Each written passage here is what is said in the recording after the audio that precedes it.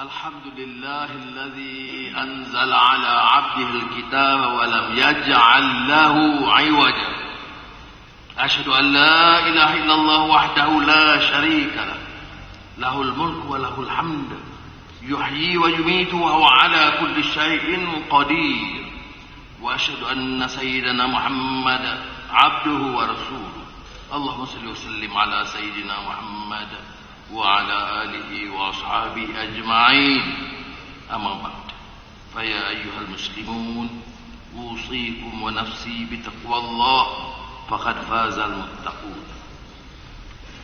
أيها الإخوة, brothers and sisters, is always we use the khutbah to appeal for the renewal of faith, reaffirmation of faith and moral values. قال الله تعالى وتكن منكم أمة يدعون إلى الخير ويأمرون بالمعروف وينهون عن المنكر وأولئك هم المفلحون. This stems from our faith, our yaqeen, reaffirmation that is required because we are busy, we are distracted, we are sometimes complacent, sometimes even foolish. So the occasion to remind is an occasion to get us to uplift our spirits, reignite our souls. And a very pertinent advice from Sayyidina Umar bin Khattab radhiyallahu anhu when he was asked, what is taqwa? It is a state of preparedness, a state of readiness that you cannot neglect, you cannot be weak, you cannot forget. It's like walking in the middle of the night, in the dark, in a path full of thorns. You forget, you are careless because there are many challenges. And certainly in New York is a busy place. It is a competitive place. It is a worldly place. There's not a problem or an issue. You are reminded, as is the call, the Quran, that you can succeed if you are continuously in the position of preparedness. And I commend, of course, the Islamic Center of New York, multiracial,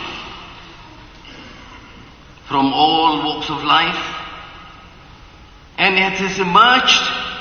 Why I've decided to come here? Because I've heard about it. I've followed the programs, education, da'wah. It is dynamic. It is innovative in da'wah. Innovative da'wah of mutability, al-mutaghayyir. Meaning, you understand the society, you understand the challenges. You're not dealing with some conservative groups in some Muslim countries. You are in the midst of a very dynamic, challenging situation. I commend, of course, the Kuwaiti brothers who is supportive of some of the programs. For what purpose? Is to strengthen the unity in the brotherhood. Because after all, in spite of all the divisions, quarrels, civil wars that you find among Muslims, the call has always been to consistently remind us, innamal mu'minuna ikhwah fa aslihu bayna akhawaykum wattaqullaha la'allakum turhamun. That brothers must be reminded that they have a duty in life. And when they find weaknesses, it is love and compassion. Many of us in da'wah face sometimes challenges and lose our patience. Da'i, we are all du'at. That's why the call for goodness, for da'wah, the call to do good, to respect humanity, ihsan and rahmah and compassion is a call to every single Muslim. Udu'u ila sabili rabbika bil hikmah wal maw'izatil hasanah wajadilhum billati hiya ahsan. Those who call for da'wah must always be reminded that there are procedures, there are methods, qawa'id, fiqhiyah. How you do da'wah is not just to cause mischief, to lose your patience, but to do it with wisdom. And it is pertinent to understand this call by the Quran, in the Quran, so many times, bil hikmah, wal maw'izatil hasanah, wajadilhum billati hiya ahsan. 3 times repeating, reminding all Muslims in the call for da'wah, it must be with wisdom, not information, not knowledge, but hikmah.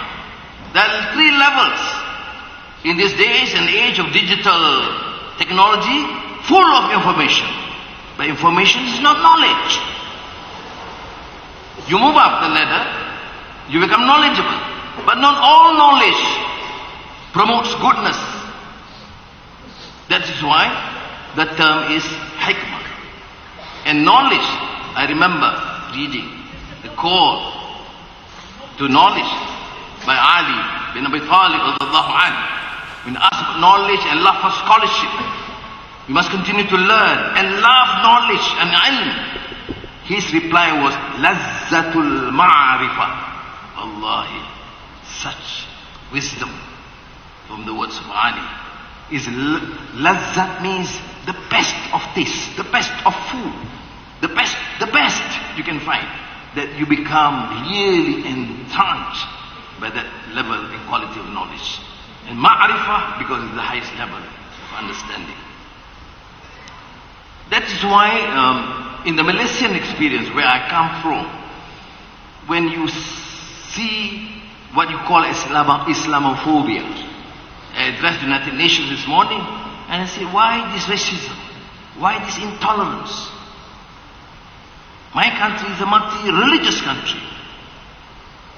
We are Muslims. We promote Islam. We tolerate religious practices of the Hindus and the Christians and the Buddhists and the enemies. I name you. We all have it. Why is it that there is so much ignorance, impatience, enmity, including the unfortunate case of the burning of the Quran in Sweden? You know what is our response? They burn one Quran. I give an instruction that our government print 1 million Quran, including thousands of copies in the Swedish language, to be sent to all centers and universities and colleges and, if possible, schools in Sweden. You can reject if you choose to, but please do take a look and understand, not fight out of ignorance. And I popularized this idea promoted by a Brazilian scholar when he said, it's not a clash of civilization. It's not a hatred of others through knowledge and understanding. It is a clash of ignorance of the jahil towards others. And it is also a reminder to us Muslims. You condemn others for their ignorance towards you. Please don't repeat that mistake. Muslims have also to appreciate, understand, and tolerate the others. So that is the position, but it's interesting, alhamdulillah, in the Malaysian experience and context, we were able to continue printing 1 million in all languages, including Bengali. Because I know there are many Bengalis here. So, that's the way we counter this facade, this ignorance, this weakness, and through knowledge and understanding. So, brothers and sisters in Islam, let us use this occasion. The opportunity you have is an interesting contradiction when you see Western societies in America. You still have the freedom. You still have the opportunity to promote what you believe is right. And you have to do so with wisdom, because Muslims must set a very good example in akhlaq, of course in their faith, in their akhlaq, in their knowledge, and in their level of sophistication or sophisticated understanding. قل إن كنتم تحبون الله فاتبعوني يحببكم الله ويغفر لكم ذنوبكم والله غفور رحيم. بارك الله لي ولكم بالقرآن العظيم ونفعني وإياكم بما فيه من الآيات وذكر الحكيم وتقبل مني ومنكم تلاوته إنه هو السميع العليم. أقول قولي هذا وأستغفر الله العظيم لي ولكم ولسائر المسلمين والمسلمات والمؤمنين والمؤمنات الأحياء منهم والأموات فاستغفروه إنه هو الغفور الرحيم.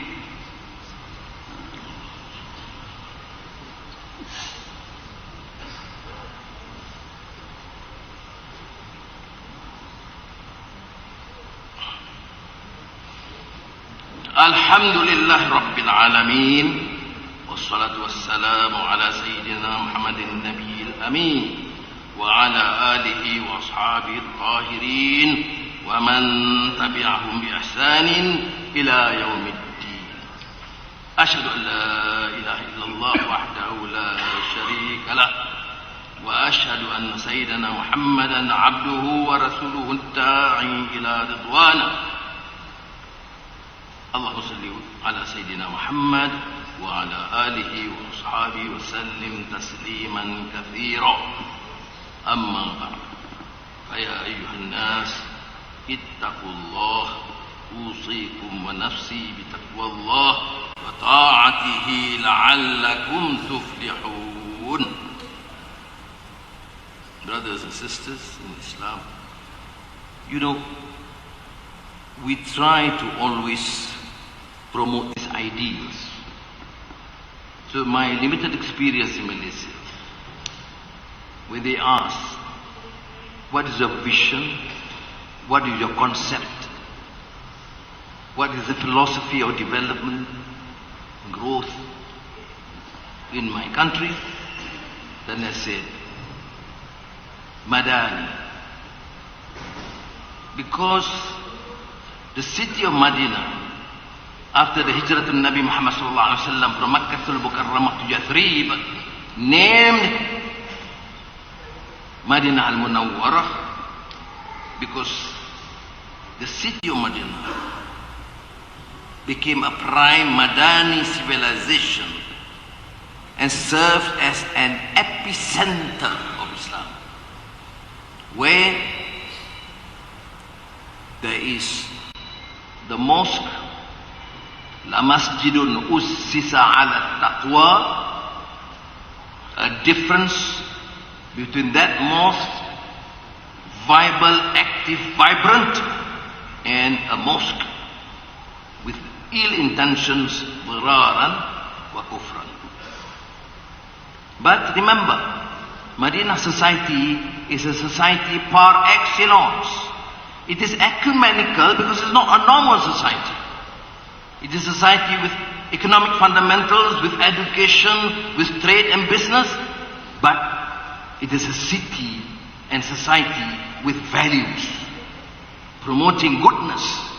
It is not an ordinary society talking about growth, sustainability, digital transformation, or climate change. Yes, these are important traits and policies. But the difference is it is a society based on faith and moral values.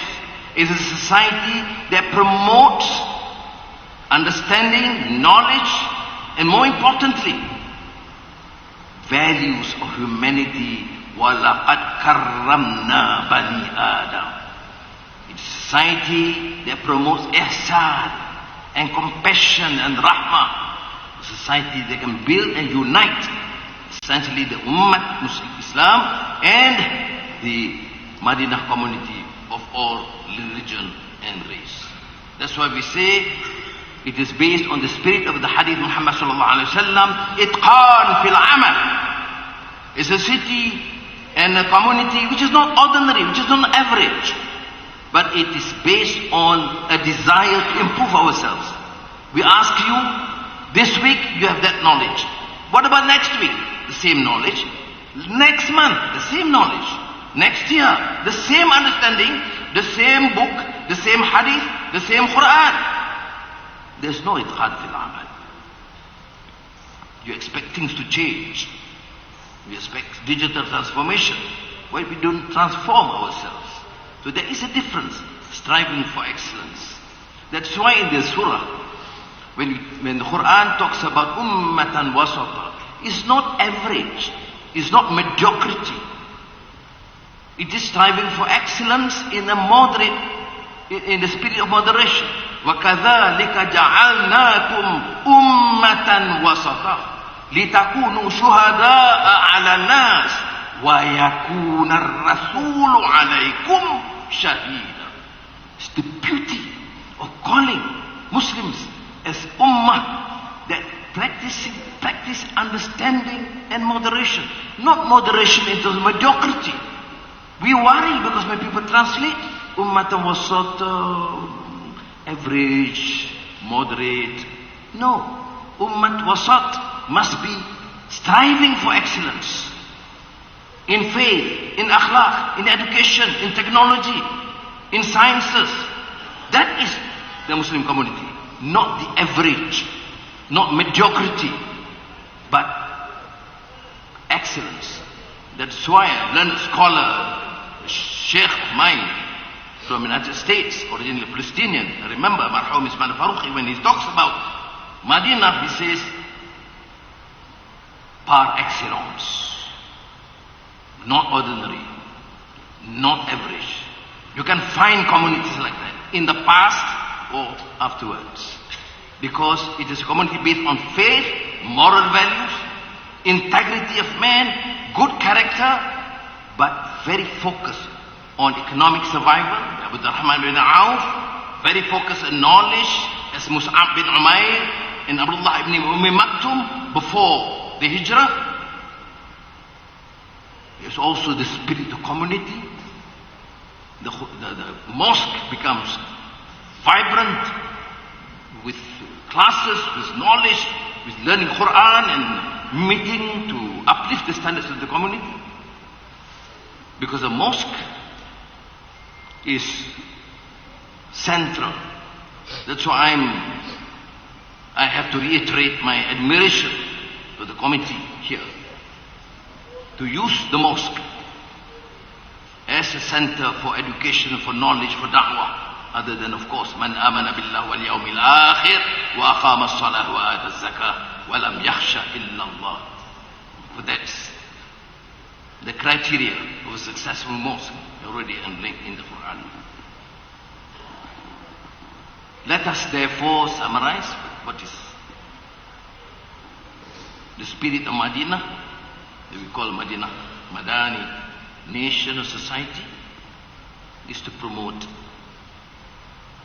understanding, to focus on knowledge, to champion the cause of the people, not to talk about sustainability and economic growth and allow for groups being ignored and marginalized and poor, not to talk about change that benefit only the top elite, the ruling clique and their families.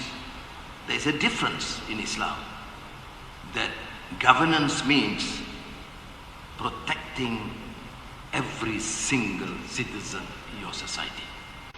Governance means to protect those, the poorest amongst you, the minority among you, the marginalized, that essentially make the Madinah society and the Prophet Muhammad sallallahu alaihi wasallam and what we try and strive in the Madani society, the ingredients, the positive ingredients of Islam.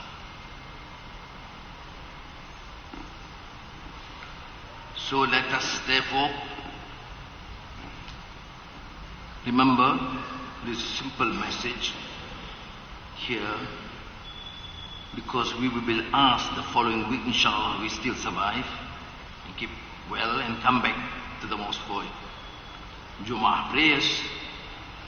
And if I were the Imam, I will then ask, from last week, did we improve a little in our understanding? Did we improve a little extra in our prayers?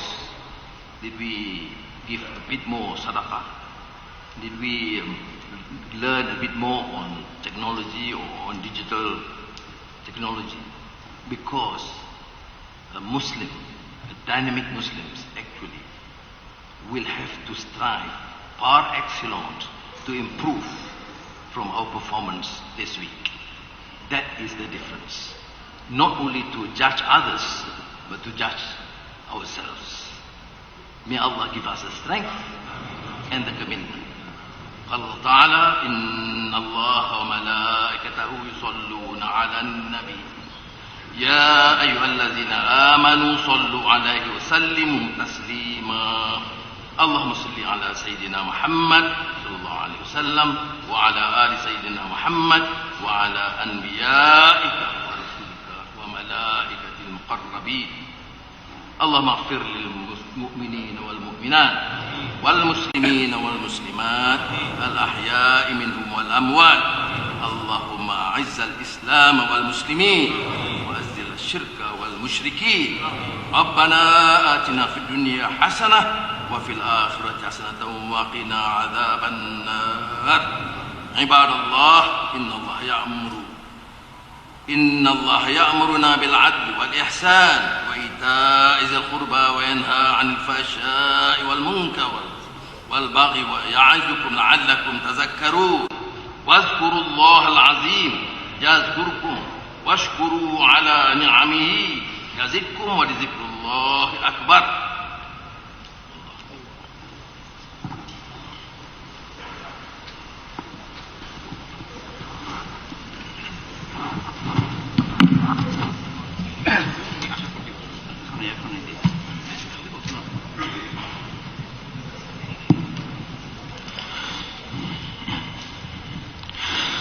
الله أكبر الله أكبر أشهد أن لا إله إلا الله أشهد أن محمد رسول الله حي على الصلاة حي على الفلاح قد قامت الصلاة قد قامت الصلاة الله أكبر الله أكبر لا إله إلا الله